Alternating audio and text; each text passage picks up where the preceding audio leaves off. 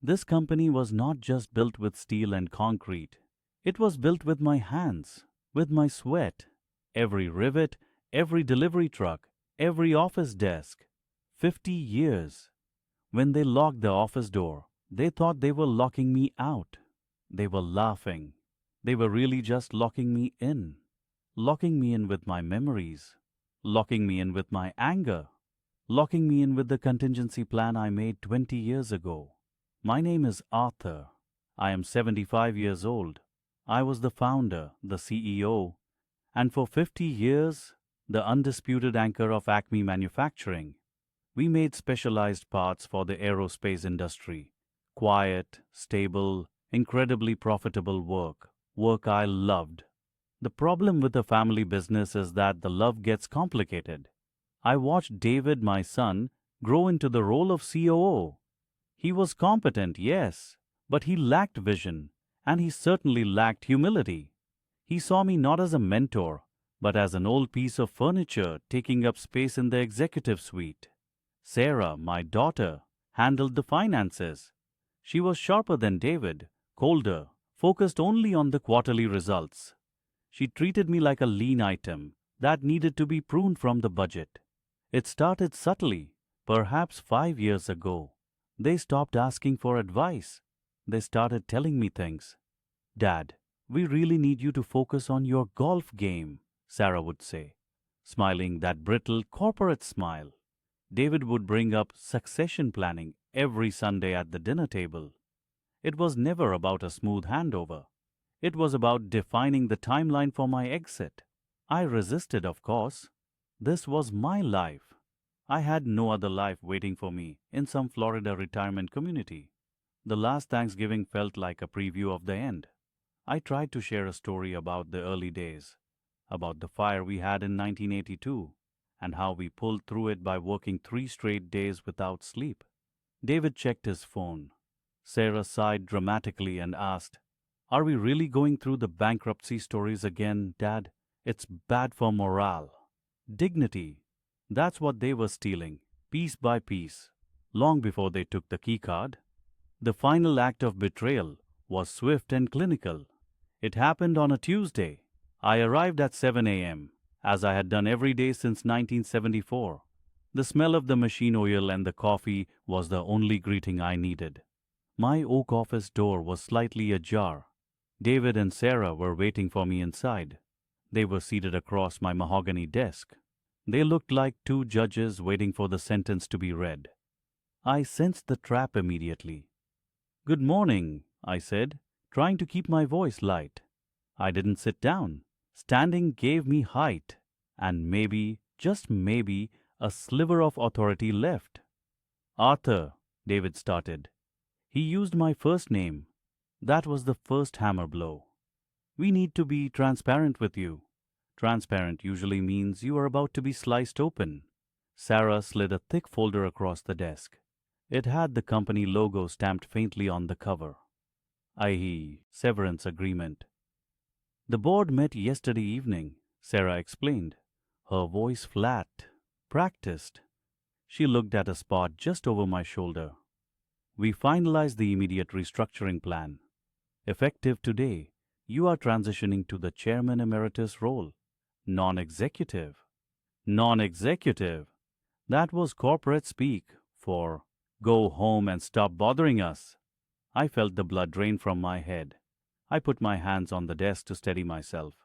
50 years, reduced to a non-executive title, voted upon in a meeting I wasn't invited to. "You held a board meeting without the founder?" I asked, my voice barely a whisper. David leaned forward, adopting a tone of forced, patronizing patience. "Dad, Arthur, look at the numbers. The market is moving fast. Your methods are outdated. The liability risk of you making decisions is too high. You deserve to relax. You've earned it." They always wrap the knife in soft language. You deserve to relax. Translation. You are too old to matter? This is coercion, I stated simply. I still hold 40% of the voting shares. I have veto power over any major decision.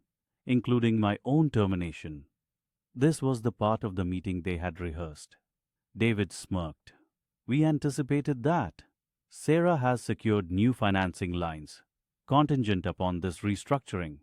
We used the remaining 11% held by the small investment group, combined with the newly issued preference shares, to execute a squeeze play. Check Section 4.3 of the updated bylaws, signed last month. You signed it, Arthur. You just didn't read the fine print. My signature. I remembered signing a stack of documents Sarah insisted were routine compliance updates while I was focused on the new supply chain issues. I trusted them. That trust had just cost me my life's work. Sarah added the second hammer blow. Your company phone and laptop have been wiped. Your access codes are deactivated. HR is waiting to finalize your benefits package.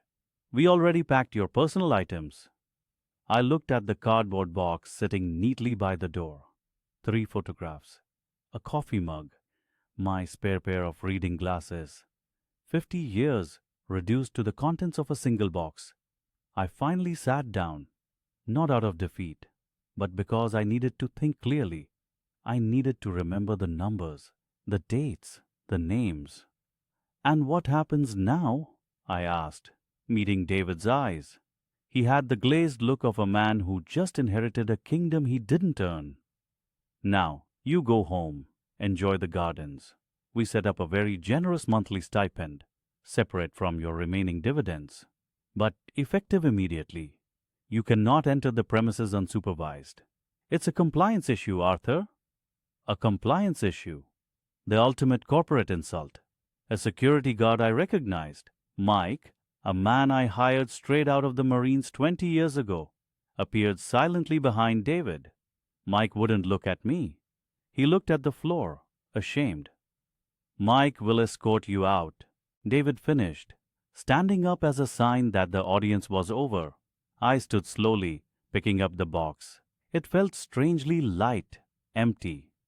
The walk was the longest walk of my entire life, past the accounting section, where I used to mentor young interns, past the factory floor, where the familiar clang of the presses seemed to mock my silence.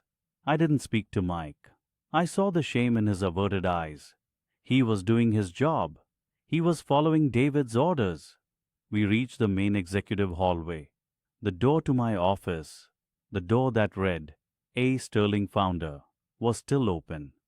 Mike gestured to the main exit doors. Mr. Sterling, I have to ask you to. I stopped him. I looked back at the oak door of my office.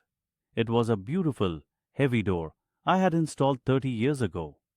Just wait one moment, Mike. I turned, walked back to my desk, reached into the leather blotter, and pulled out the small brass key. It was the key to the main storage file, the one only I knew the true contents of. I slipped it into my pocket. I walked back towards the exit. As I passed my office, David and Sarah stepped out, talking loudly on their phones, already implementing the changes, dividing the spoils. David saw me. He paused his call and leaned against the frame of my newly vacated office. "Oh, and Arthur," he called out, loud enough for the HR staff to hear. "Mike, when you're done, make sure that door is locked. Change the code on the magnetic swipe too. Effective immediately." Then they laughed. It wasn't a hearty laugh of triumph. It was a cold, snide sound. The sound of children who had stolen cookies and gotten away with it. I heard the heavy, definitive thunk of the lock engaging behind me as I stepped into the elevator. The sound of that lock was the sound of a countdown starting. I drove home. The quiet house felt vast and accusatory. My wife, Eleanor, had passed 3 years ago. The silence was usually comforting. Today it was deafening. It highlighted how completely alone I was. They had isolated me professionally. They had isolated me emotionally. They expected me to rage. They expected me to cry and call my lawyers. They expected me to demand a higher price, perhaps. I did none of those things. I poured a glass of water, sat on the sofa, and looked out at the late autumn garden. The leaves were turning brown. Time for pruning. I opened the cardboard box. The photos were of Eleanor, our wedding day, our first trip abroad. Then I felt the brass key in my pocket, the key to the special file. They had checked the corporate safes. They had analyzed the digital assets. They had reviewed every contract signed in the last 5 years. But they forgot one crucial thing. David and Sarah had been counting on my sentimental attachment to the company. They were counting on my fear of losing control. They were counting on the fact that I would never willfully damage the legacy I built. They forgot that the company wasn't just my asset. It was a legal entity I controlled. And I had a profound respect for due diligence. 20 years ago, when the company was volatile and facing an economic downturn, I had created a single bulletproof contingency plan, a complete, legally binding sale agreement. It was designed to protect the employees and the technical IP from a hostile takeover or corporate failure. It allowed for a seamless transition if things ever went completely sideways. That agreement was not stored at Acme Manufacturing.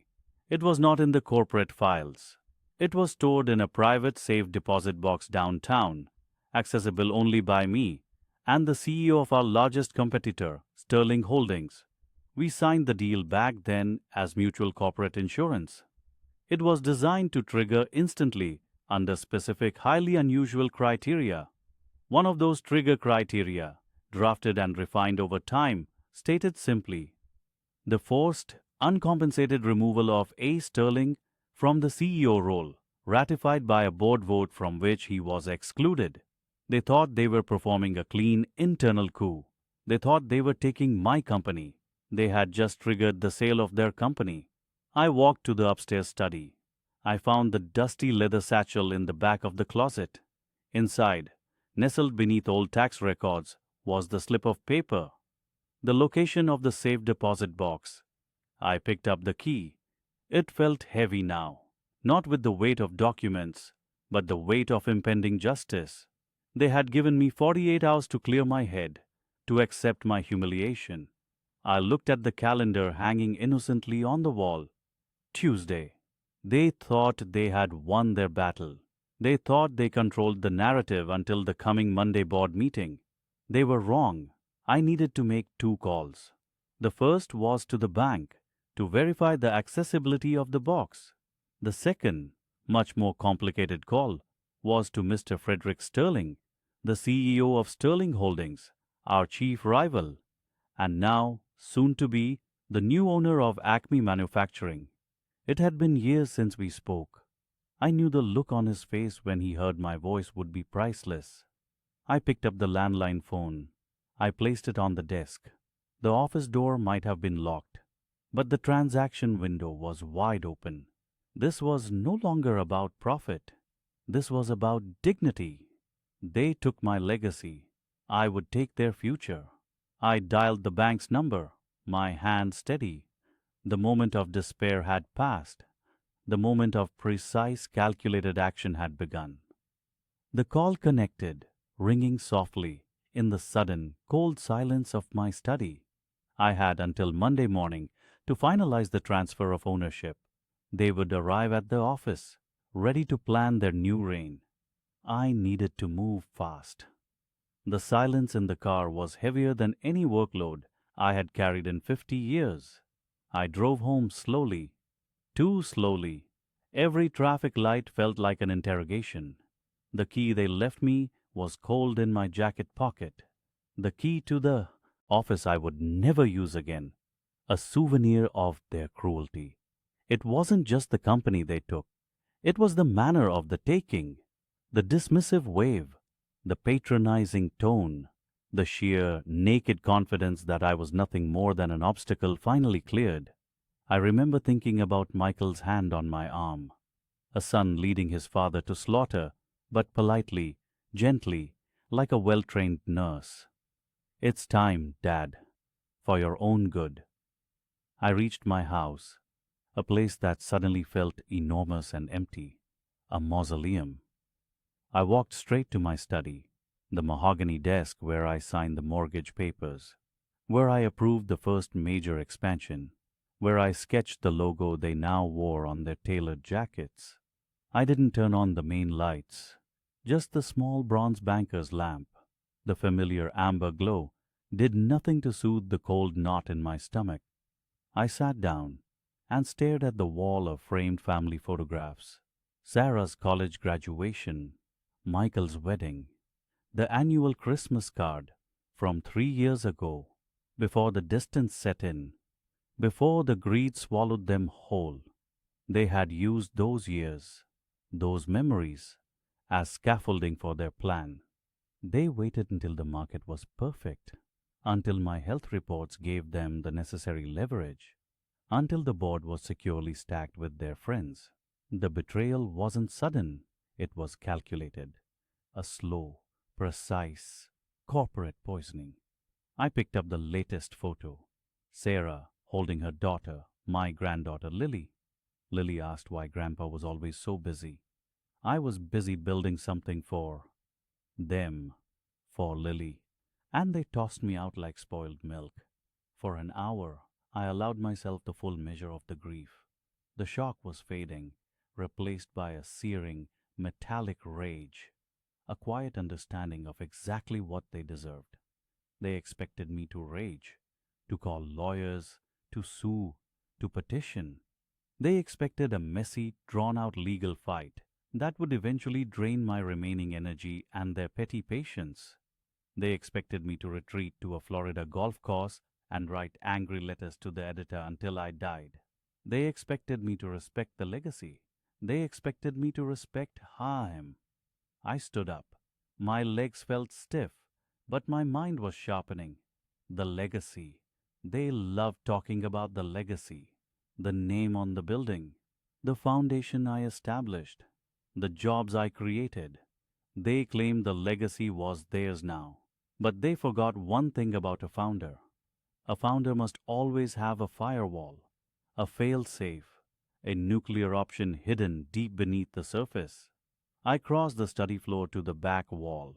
Behind the tall bookshelf filled with first editions of economic theory, there was a safe, small and discreet, installed 30 years ago. Only 3 people knew the combination. One of them was dead. The other 2 were me. I rotated the dial carefully. The tumblers clicked softly in the silence. Inside, resting beneath my original charter documents, was a thick, heavy manila envelope, sealed with red wax. The document inside was titled Conditional Sale and Transfer Agreement, Asset Liquidation. I pulled it out. The paper felt heavy, important. This agreement was 5 years old. I had drafted it during a particularly contentious board dispute right before I learned about Sarah's initial secret meetings with my longtime vice president. I sensed then that the wolves were circling, even if they were wearing my children's faces. This document had been my quiet insurance policy. If the company were ever forcibly stripped from my control, or if my own blood proved poisonous, this agreement activated immediately. It allowed me to bypass the family holding structure. It bypassed the board. It bypassed their hostile takeover. It allowed me to sell the entire enterprise, including all physical and intellectual property, to a single willing buyer, a rival competitor, at a premium price, but under an intensely restricted timeline. The buyer was the only other person, besides my attorney, who knew this document existed. Richard Thorne, CEO of Nexus Dynamics, the man who had spent 40 years trying and failing to acquire us fairly. He had signed it then. My lawyer confirmed the standing validity of the agreement just last year, during my annual review.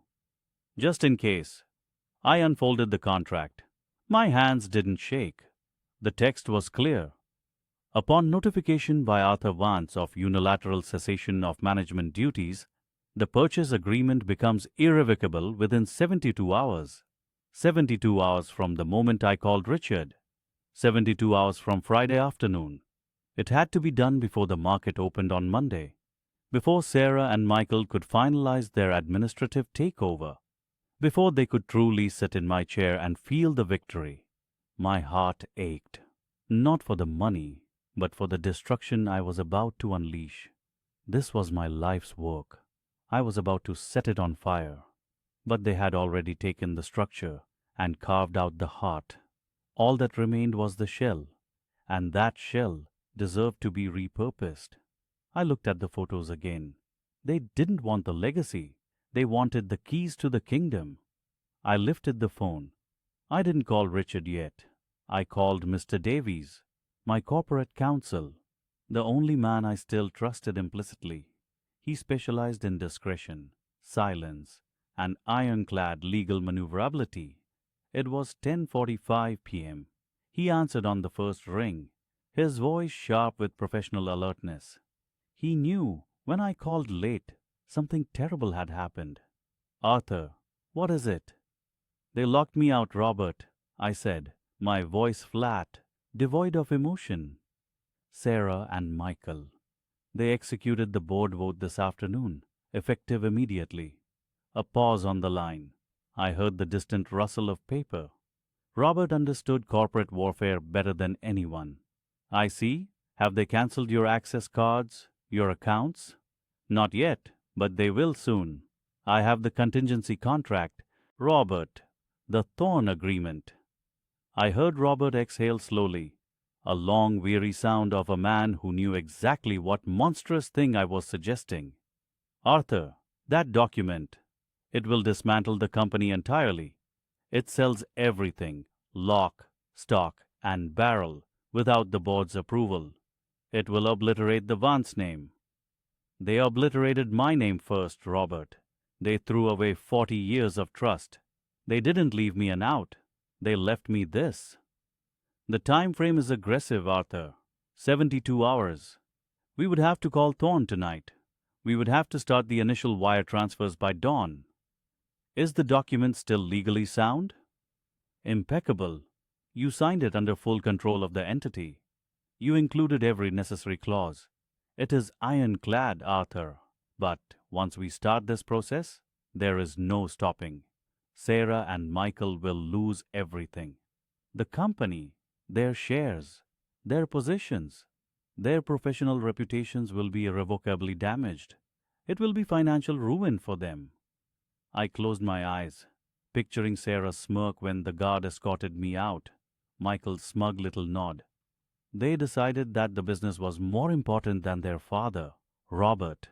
Now they must live with the cost of that valuation. "What is your command, Arthur?" I opened my eyes and looked at the clock. It was almost 11, Friday night.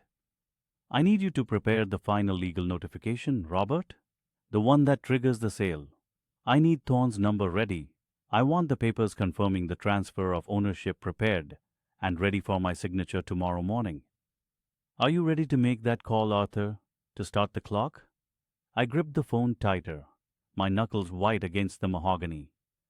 "Not tonight. Tonight I will sleep in the house I paid for. Tomorrow morning I want to watch the sun rise on the company they thought they stole. And then, Robert, then we call Richard Thorn." "Very well, Arthur. I will work through the night. I will have the final package ready for you at 9 a.m. "Thank you, Robert." I hung up the phone. The quiet in the room returned, but now it was a charged, humming silence. The silence before an explosion. I looked at the framed photograph of Lily one last time. I felt a terrible pang of guilt for the future I was destroying. But this wasn't about money anymore. This was about restoring dignity and ensuring that when Sarah and Michael walked into that office on Monday morning, prepared to celebrate their victory, the keys they held would unlock nothing but an empty shell owned by their oldest enemy. I lay in bed, waiting for the dawn. Sleep was impossible. Every nerve ending was alert, focused on the moment of the strike.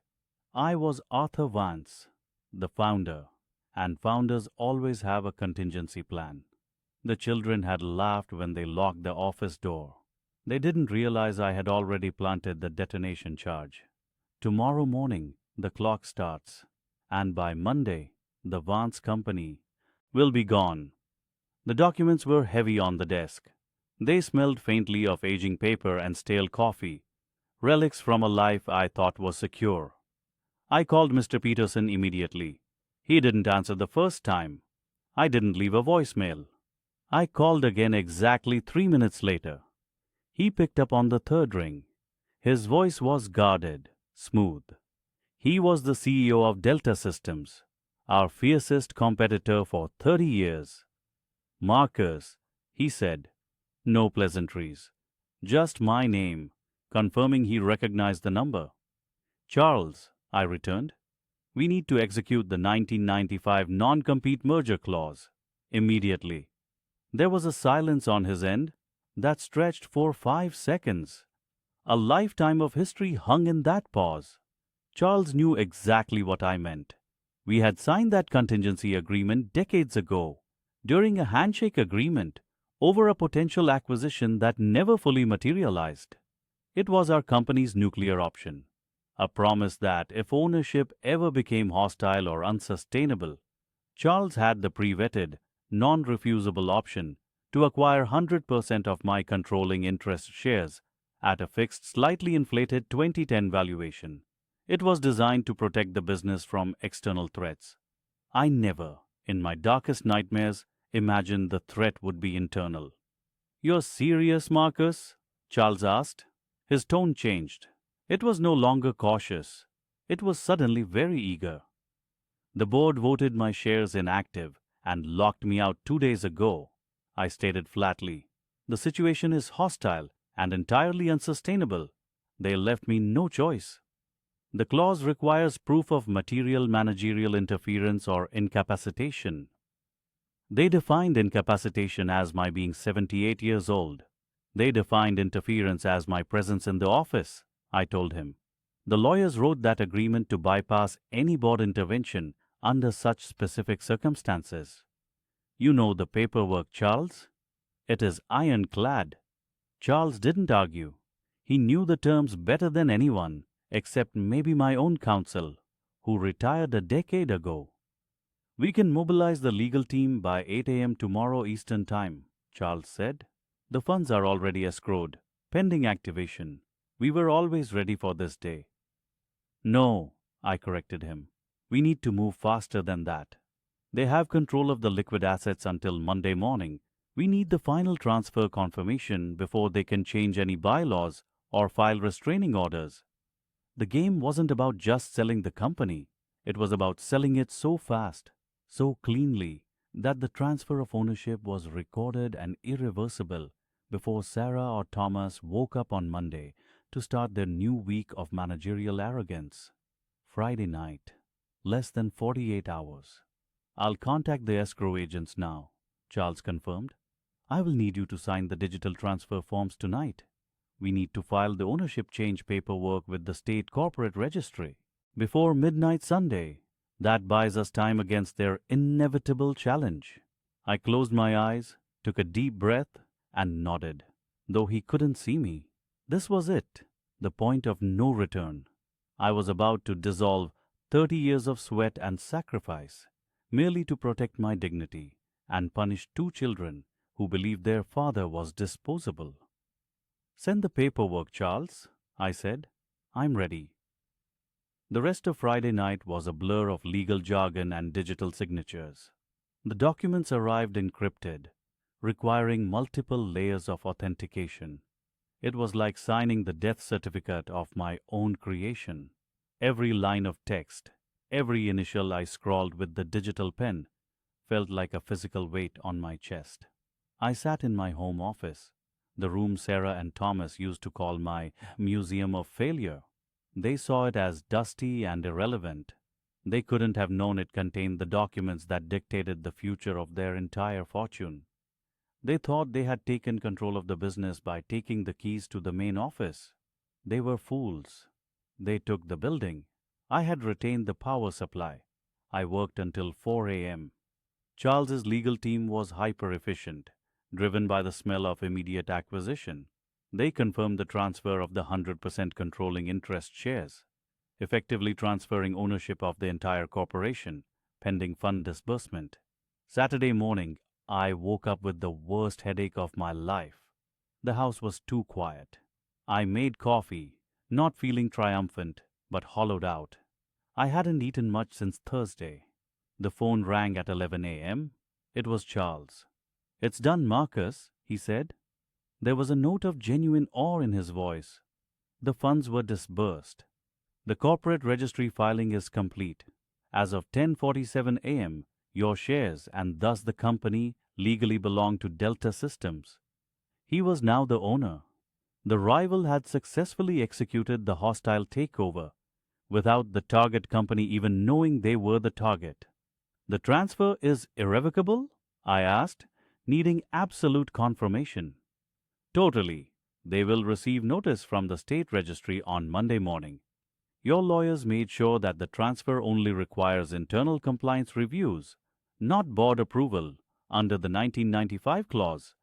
Your children will walk into the office on Monday as employees of Delta Systems, assuming, of course, they are offered jobs." I felt a sudden, powerful surge of cold satisfaction. They had locked me out. Now, they were locked in, unknowingly trapped inside the cage I had constructed decades ago. "What about the money?" I asked. "It's secured in the offshore trust account, Marcus, ready for distribution as per the agreement. Your children, as residual shareholders, will receive their small previously defined payout of the remaining 5% non-controlling interest shares value. They will not receive the lion's share of the sale. That money belongs to you. They would get a severance package, disguised as a residual payout, a fraction of what they believed was their inheritance." It was beautiful in its precision. Saturday afternoon, I started cleaning. Not the house, but the digital trail. I deleted every email, every file, every trace of the communication with Charles. I removed the backups from my external drives and shredded the few hard copies I had needed to reference. I even removed the old paper copy of the 1995 agreement from the vault. I drove to the industrial incinerator near the shipping yard and watched the papers turn to ash. I needed to feel the finality of it. My legacy was gone, but my honor remained intact. The company would live on, stronger, under Charles's direction, free from the incompetence and greed of Sarah and Thomas. I spent Sunday preparing for the confrontation. I knew I couldn't just wait for them to find out. I had to deliver the news myself, facing them, looking them in the eye as their empire crumbled. I sent them both a brief, identical text message late Sunday afternoon. "Sunday lunch, my house, 1 p.m. sharp. Be prompt. Wear professional attire." They would assume it was a meeting to discuss their new corporate structure, perhaps a humble attempt by me to beg for reconciliation or a minor consulting role. They would arrive prepared to dismiss me, smiling smugly, but I knew what Sunday lunch was truly going to be. It was going to be the reading of the verdict. I set the timer on the coffee maker for 12:45 p.m. I polished the dining table. I pulled out the crystal glasses they loved so much, the ones they always criticized me for keeping locked away. I was ready to toast the end of my career and the beginning of their reckoning. I just needed the clock to strike one. The lawyer's office was cold. Even the air conditioning seemed heavy with consequence. I sat there, watching the clock tick down toward the closing of the business day. The pen in my hand felt unfamiliar. It was not the pen I used to sign contracts for new factories or massive distribution deals. This pen felt like a surgical instrument, meant to make a deep, necessary incision. I looked at the document one last time. It was deceptively simple now. The entire history of the company, reduced to a few paragraphs detailing transfer of ownership and liability. I thought of Ellen, my late wife. She would have hated this. She believed in legacy. She believed in our children. I hoped she would understand that I was not destroying the company, but saving what was left of my life. I lifted the pen. The sound of my signature scraping the paper felt incredibly loud in the silence. It was done. 50 years of work, gone in a single dry movement. Mr. Peterson, the executive from Sterling Group, smiled tightly. He looked relieved. For them, it was a smooth, opportunistic acquisition. For me, it was an amputation. "Welcome to the weekend, sir," he said, shaking my hand with unexpected force. "The integration process starts immediately. Everything happens Monday morning?"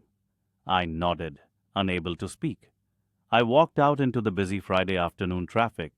The sun was setting, painting the sky in violent oranges and deep blues. It should have felt triumphant. It felt empty. The funds hit the protected account at 4:59 p.m., 1 minute before the wire cut off. I watched the numbers flash on my phone screen. An enormous sum. More than I ever needed, but it was the price of my life's work and the price of their betrayal.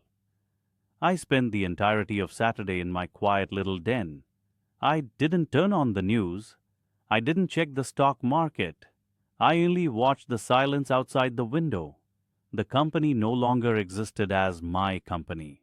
It was now an asset in a massive portfolio, a subsidiary being assimilated. The sense of isolation was absolute. I had performed the ultimate act of self-preservation, and it required that I bear the weight completely alone. My daughter Sarah called late Saturday afternoon. She was oblivious, completely, blissfully unaware of the cataclysm I had just set in motion.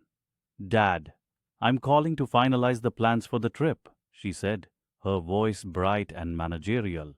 "We booked you the smaller villa in Tuscany, closer to the piazza, so you don't have to walk too far." Tuscany, the consolation prize they had dangled in front of me during the humiliation, implying I was too old to be useful, but maybe still young enough to spend their money. "That sounds fine, Sarah," I replied, my voice steady. "Good. And listen, Michael is planning a little get-together tomorrow night. A celebration. Just a small toast to the new direction of the company. You should come. We can talk about how we are going to handle the foundation restructuring." A celebration. They were celebrating their victory, just hours before the foundation of that victory dissolved beneath their feet. I felt a cold rage surge through me, not because they were happy, but because their happiness was built on such callous disrespect. They hadn't won anything. They had merely inherited an empty house they didn't know how to run. "I won't be able to make it," I told her. "I have some things I need to deal with here." "Suit yourself, Dad," she chirped. "It's important you start taking care of yourself now. We've handled the stressful parts." I hung up, pressing the phone against my temple. They had handled the stressful parts. They thought signing papers and changing titles was stress.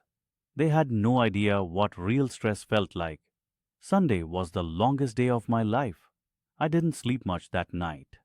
I sat in the dark, thinking about the office building downtown, the one I had bought, restored, and filled with people who believed in the product. The sign on the top floor bearing the family name. By Monday morning, that sign would be worthless. I remembered the Christmas Eve party 3 years ago. Michael had stood up, slightly drunk, and given a speech about the future. He talked about streamlining and modernizing, clear jabs at my management style. He finished by saying, "The old ways are dead. We must evolve, or we will be eaten alive." I had felt the insult then, sharp and immediate. Now I saw the tragic irony. They had discarded the old way, which was wisdom, loyalty, and prudence, and now they were indeed about to be eaten alive by Sterling Group, the shark they always feared, and the shark I had just willingly invited into the aquarium. I spent the early hours of Monday morning executing the final moves. I emailed the 2 senior staff members I still trusted, people who had worked for me since the beginning. I told them to be in a specific cafe downtown by 8:30 a.m. They were loyal, and they were the only ones who deserved a warning. They deserved the chance to decide their next steps, not to walk into a corporate takeover blind. I sent a short message to my lawyer. Operation Lockout is commencing. Be ready. I dressed carefully, my favorite suit, the one I wore for important meetings. I wasn't going to the office, but I needed the armor. I packed a small briefcase, not with company files, but with the necessary documentation, the original incorporation papers, the signed transfer agreement, and the proof of wire transfers. Irrefutable evidence. I looked at the clock. 7:45 a.m. In 15 minutes, Michael and Sarah would be pulling into the executive parking spots. They would be walking through the polished lobby, congratulating each other on their successful Friday coup. They would be heading straight for the corner office they had locked me out of. I pictured them settling into their chairs. Maybe Michael would place his feet up on the massive mahogany desk. Maybe Sarah would be calling in the new operations manager, ready to give orders. They would be smiling. They would feel powerful. But when they tried to log into the main system, the screen would flash something unfamiliar. An external IP address. A system routing them through the Sterling Group firewall. And when they tried to use their key cards on the executive floor, the card readers would blink red because the company was already gone. It had ceased to exist under their control at 5 p.m. Friday. They were walking into a building now owned by the most aggressive rival in the industry. They were walking into the lion's den, and the lion was waiting for them. I drove slowly toward the city center. I didn't park. I simply drove past the main headquarters building just as the first wave of employees was streaming in. I saw Michael's car. I saw Sarah's. They were inside now. The trap was sprung. I pulled over a block away, watching the entrance. I didn't need to see the panic to feel it. It would start slow, a confused phone call to IT, a failed keycard attempt, a sharp, disbelieving argument. Then the realization would hit them. The laughter they shared Friday, locking the office door on their old, unwanted father, would now turn to ash in their mouths. I checked my phone. 8:15 a.m. I knew precisely who would be waiting in the corner office when they finally got through to the executive assistant. It wouldn't be me. It would be Mr. Peterson, smiling his tight, opportunistic smile, handing them the severance notices I had insisted on drafting myself. Notices that clearly stated termination for cause, mismanagement, and unauthorized corporate actions. I held my breath, waiting for the first wave of fallout. I knew it would be immense. I knew they would call me, screaming, demanding answers, demanding the company back. But I was ready. I had my documents. I had my dignity. And I had finally, truly locked them out. The phone rang in my pocket. Once. Twice. I didn't answer. Not yet. I needed the weight of the moment to settle upon them completely. I needed them to understand that this was not a dispute over money, but a reckoning for disrespect. I waited for the third call, the one that would contain the pure panic, the unadulterated realization that everything they valued had vanished. It was Michael. His name flashed on the screen. I took a deep breath. The game was about to begin. The confrontation was just moments away, and I was holding all the cards. I started the car, pulling away from the headquarters, driving toward the quiet refuge I had arranged for myself. I knew the call would be vicious, but I finally felt safe enough to face them. I would answer on the next ring. I would hear the shattering of their world, and then I would explain exactly what they had traded for their moment of perceived power. The phone rang again. Michael. I let it go to voicemail. I needed to finish my drive. The full screaming reaction could wait until I was comfortable. I was ready to deliver the final verdict. Monday had arrived. It was Sunday night. A calm, deep silence settled over the house. I sat in my library, the fireplace lit, reviewing the final documents one last time. The weight was immense, but the choice was gone. They had drawn the line when they locked that door. They had declared war when they erased my name from the history of my own company. This was not vengeance. This was self-preservation. This was the only path left to secure my dignity, and more importantly, my legacy from utter ruin by their careless hands. The lawyers for Apex Industries confirmed the timeline. At 8 a.m. sharp, Monday morning, the merger announcement would go live. It wasn't a merger, of course. It was an acquisition, a hostile, necessary takeover. I had given my children the choice to inherit a future. They chose to steal a present. Now, they would be left with neither. I closed the file folder, placing it gently on the antique mahogany desk, the desk James had tried to sell off last spring. "Rest now, old friend," I whispered to the empty room. "The fight is over." Monday morning arrived bathed in crisp sunlight. I didn't go to the office. I didn't even put on a tie. I wore a simple sweater, sat by the window, and poured myself a cup of tea. The clock ticked toward 8 p.m. At 7:55 a.m., the first legal notices hit the inboxes of James, Sarah, and the entire senior management team. Simultaneously, the notifications were served to the company's primary banks and creditors. The official email was brief, cold, and irrefutable. Effective immediately, pursuant to Clause 17B of the Founders Trust Agreement, dated 1998, control and ownership of Heritage Manufacturing are transferred to Apex Industries, Inc. All prior executive appointments are nullified. Please await instructions from the new management team. The children had forgotten Clause 17B existed.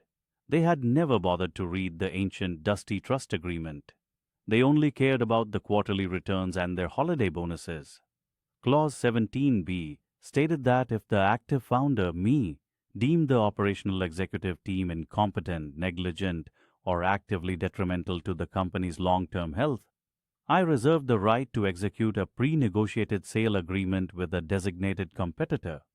They had handed me the evidence of their negligence on a silver platter when they locked the office door and cancelled my corporate accounts.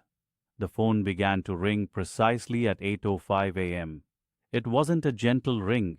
It was a siren, a frantic alarm signaling absolute catastrophe. The first call was from James. I watched his name flash on the screen and let it go to voicemail. He called again instantly, then Sarah, then James again.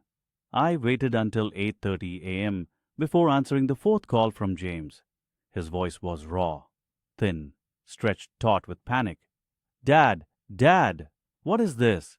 This email, it has to be a joke, a legal prank? Apex? They can't just take the company. We were just there. Everything was fine." His shock was palpable. The sound of his world shattering was music to the ears of the dignity I had lost. "James," I said, my voice measured and utterly calm, "you sound surprised." "Surprised? I'm terrified. Apex lawyers are in the building right now, Dad. They've changed the server passwords. They're escorting Sarah's VP of Marketing out the door." "What did you do?" "I did precisely what the trust agreement, which you swore to uphold, allowed me to do," I replied. "I secured the company's future." "But the company was ours. We were running it." "You were running it into the ground, son. Slowly, arrogantly, and without a shred of respect for the people who built it, or for me, the man who handed you the keys." He tried to argue, his voice rising to a frantic shout. "This is illegal. We'll sue. We'll tie this up in court for years." I sighed, a deep, tired sound. "No, James, you won't. My team, which is much better than the young, expensive team you hired, filed the paperwork correctly. The sale was contingent on my approval of the executive team. Once you forcibly removed me, you activated the detrimental action clause." I paused, letting the silence hang heavy. "You saw the warning signs. You laughed. You called me a sentimental old man who needed to be locked away." "But Dad, What about us? We have mortgages. Sarah just leased that new car. We have futures tied up in this. The sudden turn to self-pity was nauseating, yet exactly what I expected. That is the difference between you and me, James. I built the company to last. You ran it to serve your lifestyle. You'll receive whatever severance Apex decides to offer, based on local labor laws. That is all you are entitled to now. But the shares, my ownership. You never owned the shares, James. You managed them through the trust, contingent on my continued ability to oversee the management team. When you locked me out, you dissolved that contingency. The shares went directly into the sale agreement. Apex bought the full package. I hung up the phone. I didn't wait for his reply. The conversation was over. He would spend the rest of the day scrambling, shouting at lawyers who now worked for the competition, trying to salvage the impossible. An hour later, I received the summary report from Mr. Henderson, my personal lawyer, who had orchestrated the intricate legal dance. Apex Industries was thrilled. They had acquired a 100-year-old manufacturing infrastructure for pennies on the dollar, minus the dead weight of incompetent entitled management. I, in turn, received a substantial settlement, structured not as a payoff, but as a long-term consultancy fee and intellectual property licensing arrangement, a sum large enough to ensure several generations of my family, the generations who chose respect, would never worry about a bill again. The initial funds were already transferred into protected offshore trusts, funds my children knew nothing about, tucked away years ago, waiting for a day like this. I hadn't just sold the company, I had vaporized their immediate future as corporate executives. They were now merely employees waiting for their termination packets. Sarah finally called just before noon. She sounded less panicked than James and much angrier. Her voice was icy, laced with pure venom. "You disgust me, Harold. You really do. You would rather see the company sold to the enemy than allow your own blood to lead it." I corrected her instantly. "I didn't sell it to the enemy, Sarah. I sold it to the people who respected the product. They are investing heavily in the new machinery you fought me on for 2 years. They will protect the jobs of the factory workers you plan to outsource." "But Dad, the house. What about the lake house? We were planning to use it for Christmas, and James was going to use the corporate card to take us to Italy next month." It always circled back to the possessions, always the consumption. "The lake house belongs to the trust, Sarah. It is currently being reassessed for sale, along with the corporate jet you used to fly to Miami last weekend." Her silence was louder than James's shouting. It was the sound of a truly entitled person realizing the safety net is gone.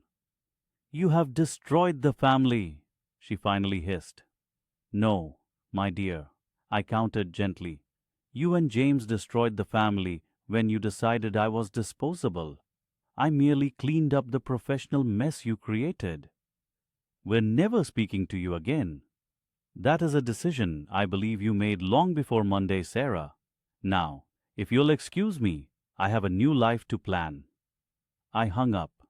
I sat there for a long time, watching the sunlight move across the floor.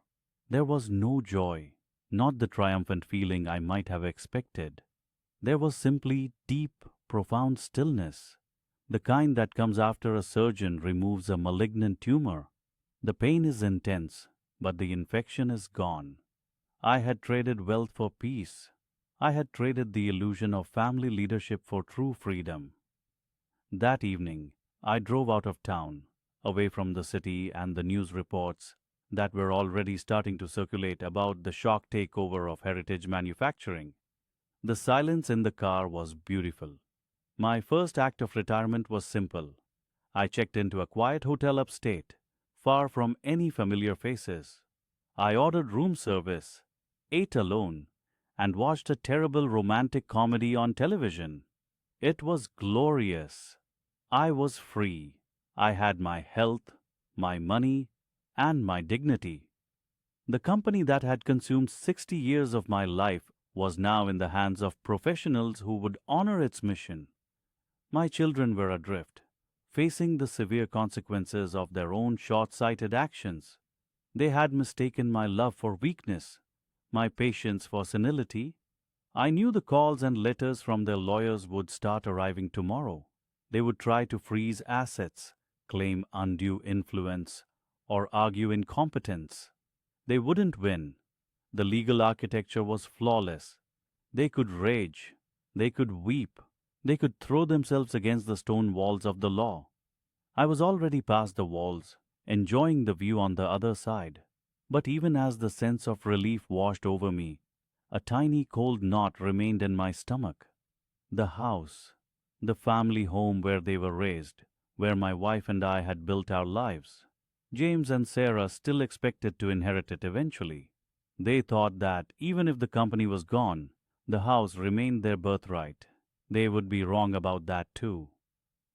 I reached for the envelope I had tucked into my briefcase, the final notarized amendment to my will. It contained the next decision I had to execute, and it was going to be the most difficult one yet.